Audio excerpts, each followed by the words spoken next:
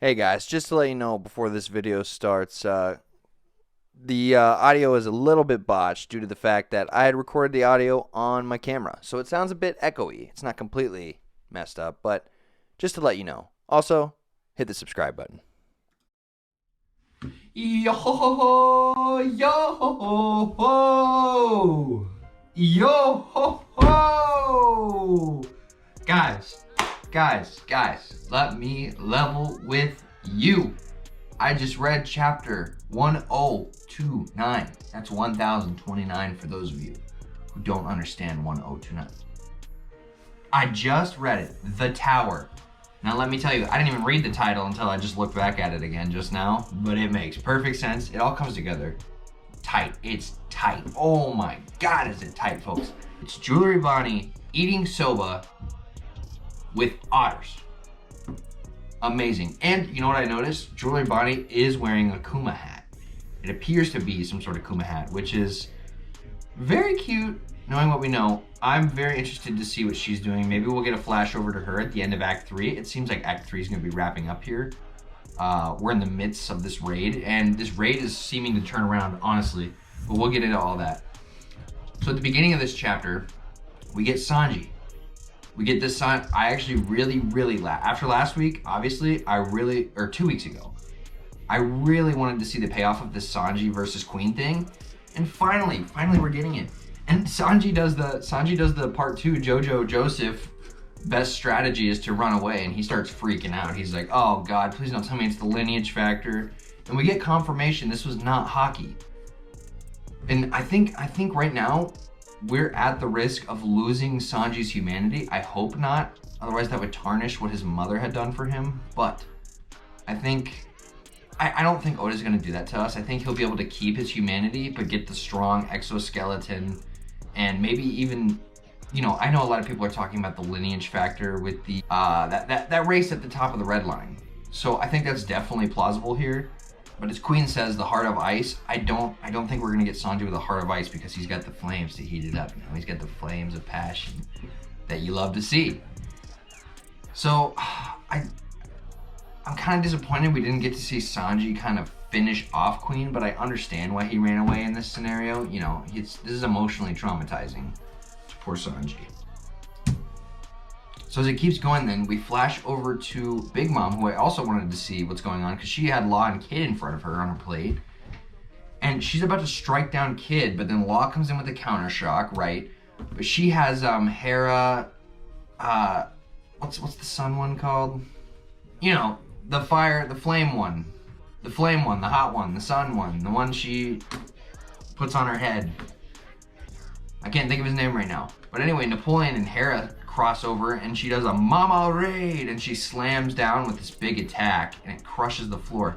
And it appears as though Law and Kid are at the end of their ropes. And right here I'm thinking, how are Law and Kid, how are they getting this mixed on by Big Mom right now? This is unbelievable. And then we flash back over to Hawkins and Killer, which I actually had forgotten about Hawkins and Killer. And this. At first, I'm like, I'm not that interested in Hawkins and Killer, but then Killer starts asking questions, and Hawkins is kind of talking shit. He's like, oh, how unfortunate of you to eat a smile fruit. Look at you. And he's like, Fwah! And Hawkins is banging his head against the fucking wall like a metalhead.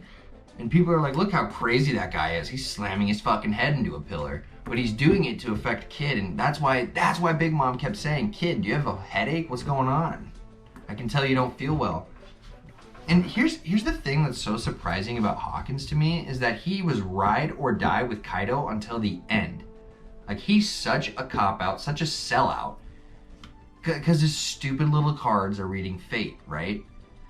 But and Killer even says, let's defy that fucking fate, bro. That just ain't it. We're gonna defy fate.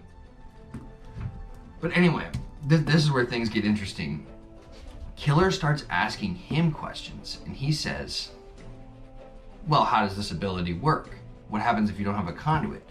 And he's like, well, you know how my ability works. The damage I take goes to someone else. So he cuts off his fucking left arm. And this is where I cheered. I was sitting here and I cheered reading this because this was so fucking epic of Killer, and I didn't even think of this. I'm like, how is he gonna get past this? Like, Hawkins has an OP ability. Kid has no left arm. Captain Kidd has no left arm. So if he cuts off his left arm, it not only destroys the conduit, it takes away that ability, because now he's decapitated something, I think is how it works. I would assume, because obviously it worked. But dude, this was so savage of Killer just to absolutely fucking mix on this guy. He had it coming. Let's be fair. He had it coming. And then he's holding his arm in his hand. And he's like, congratulations, that's the last one. And then he pulls up the Death Upright card that he had used with Luffy and Zoro in Act 1 of Wano, which is great foreshadowing. I'm glad this was already established before we see it here. And you know what that card actually reminds me of? It reminds me of the God of High School, like the people who can like summon the basically massive JoJo stands behind them. I don't know. That's just what I get from it. It means the end of your miserable life, he says though, and he comes down with beating claws, and dude, Killer just fucking cuts the head off this thing right away, instantly cuts the head off. It's amazing. And then he does the Straw Man sword. The Straw Man will not perish. And then the ending of this battle, and he pulls out a card to determine the ending of this battle, and it's the Tower. And we get a panel, Spin and Sonic. We get a panel of Killer finishing off Hawkins. Killer stronger than Hawkins, confirmed, chat, first of all. Second of all,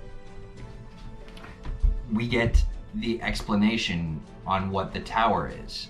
And this is where Oda is leaving just the best cliffhanger he possibly could right now.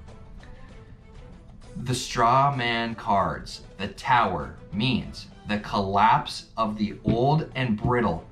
And we get a panel of Kid and Law standing there looking up at Big Mom. The collapse of the old and brittle. Is Big Mom going down in Wano Country? And the hidden meaning is a new way forward, also implying what Killer had just done could lead to a new way forward. The defeat of Big Mom could lead to a new way forward, obviously. I mean, taking out Big Mom, if I can see Kid and Law take down Big Mom on their own, then they're definitely stronger than they were before. What if, I don't think Law would do this, but what if Law is going to use the immortality on Kid? I don't see that happening. I just think that's a fun idea to spitball and throw out there. Let you chew on that a little bit. Food for thought, right? And then we have Kid, the last panel. He said, get going, partner. Bro, or Killer. Killer says, get going, partner, in the last panel.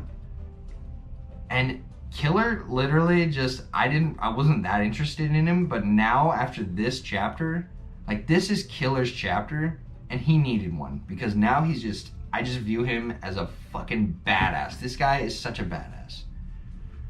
But anyway, guys, that's really all I gotta say. I just read this live on Twitch, twitch.tv/BozoDLuffy. If you enjoy this video, be sure to leave a like, be sure to subscribe, and I'll catch you next time.